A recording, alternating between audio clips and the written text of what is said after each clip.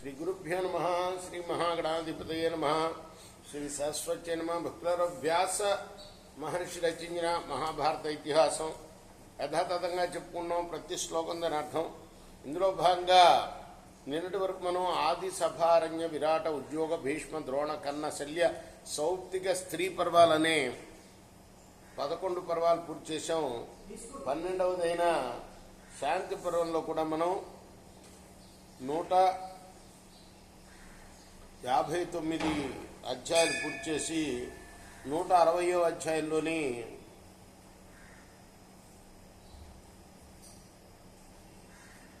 160వ అధ్యాయం కూడా పూర్తి చేశాం. ఈ రోజున 161వ అధ్యాయాన్ని చెప్పుకుందాం. చెప్పుకునే ముందు వ్యాస భగవాను ప్రార్థన చేసుకుందాం. వ్యాసాయ విష్ణు రూపాయ వ్యాస రూపాయ విష్ణవే నమో వై బ్రహ్మనిదయే వాసిష్ఠాయ నమో నమః. నారాయణం నమస్కృత్య నరం చైవ నరోత్తమం దేవీం సరస్వతిం వ్యాసం తతో జయముదీరయే.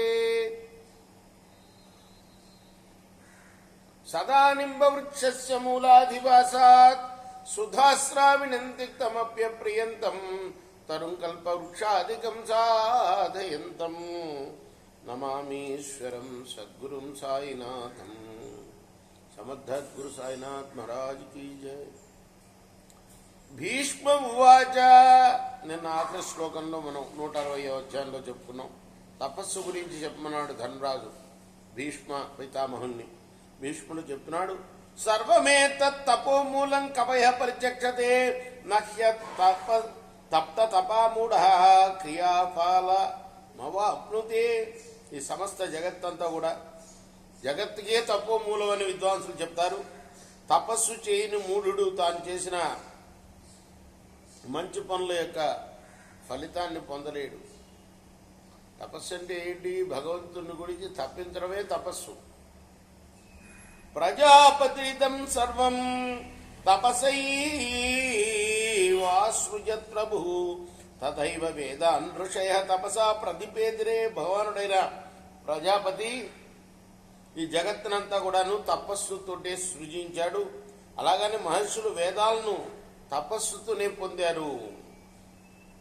తపసైవ ససజ్జాన్నం ఫలమూలాని అని చ త్రీన్ లోకాం తపసా సిద్ధా పశ్యంతి సుసమాహిత.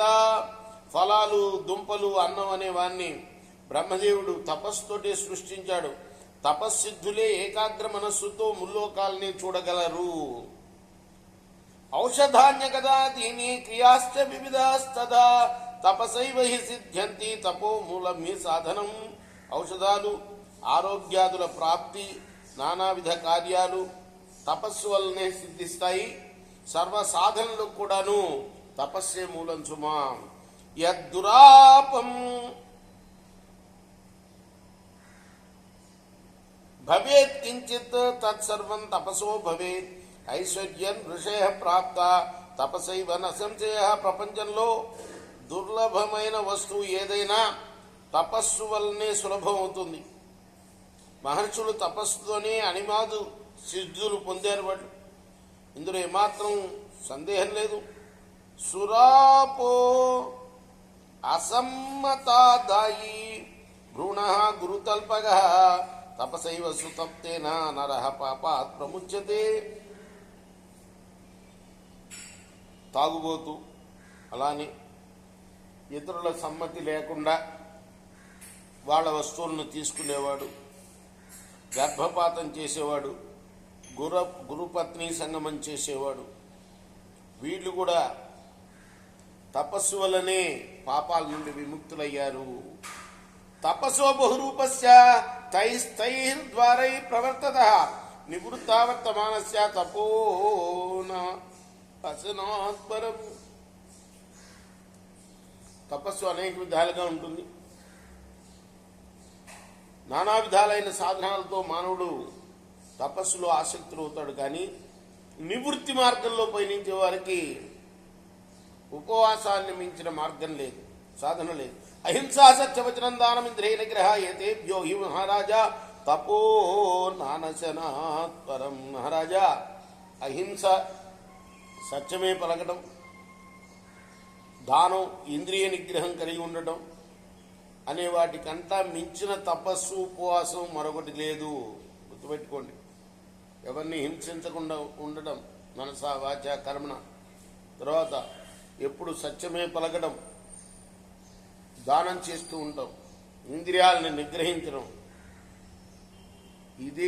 దీనికన్నా మించిన తపస్సు మరొకటి లేదు. ఇది కూడా తపస్సే. దుష్కరతరం దానాత్ నాతి మాతరం ఆశ్రయ త్రైవిద్యేభ్య పరం నాస్తి సన్యాస పరం తప. దానానికన్నా మించిన దుష్కరమైన ధర్మం మరొకటి లేదు. మాతృసేవను మించిన ఆశ్రయం వేరే లేదు. వేదత్రయం అధ్యయనం చేసిన విద్వాంసులను మించిన విద్వాంసుడు లేడు. సన్యాసమే సర్వోత్తమమైన తపస్సు. ఇంద్రియాణి రక్షంతి స్వర్గధర్మాభిగుప్తయే తస్మాదర్థే చ ధర్మే చ తపోనాన్ అశనాత్పరం. ఈ లోకంలో ధార్మికులు స్వర్గానికి సాధనమైన ధర్మాన్ని రక్షించడానికి ఇంద్రియాలని నిగ్రహిస్తారు. కానీ అర్ధధర్మాలు సిద్ధించడానికి తపస్సే ఉపవాసాన్ని మించిన సాధనం.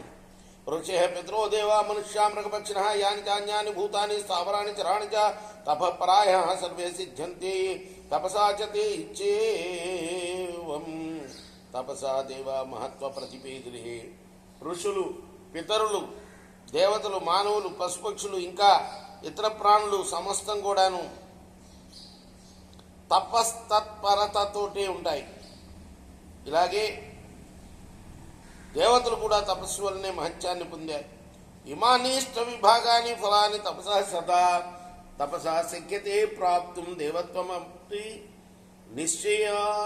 అనేక విధాల కోరుకునే ఫలాలు కూడా తపస్సుతోనే సిద్ధిస్తాయి. తపస్సుతో దేవత్వం కూడా ప్రాప్తిస్తుంది. ఇది నిశ్చయము. ఇది శ్రీ మహాభారతే శాంతి పర్వణి ఆపద్ధర్మ పర్వణి తపః ప్రశంసాయామే ఏక షష్ట్యధిక శతమోధ్యాయ. ఇది వ్యాస మహర్షి రచించిన మహాభారత ఇతిహాసంలోని శాంతి పర్వంలోని 161వ అధ్యాయము. రేపు 162వ అధ్యాయం ప్రారంభం చేద్దాం. కృష్ణార్పణమస్తు. సాయి కృష్ణార్పణమస్తు. స్వస్తి ప్రజాభ్య పరిపాలయంతాం న్యాయేన మార్గేణ మహిమహీషా గో బ్రాహ్మణేభ్య శుభోస్త్రిత్యం లోకాః సమస్తాః సుఖినో భవంతు. కృష్ణార్పణమస్తు. సాయి కృష్ణార్పణం.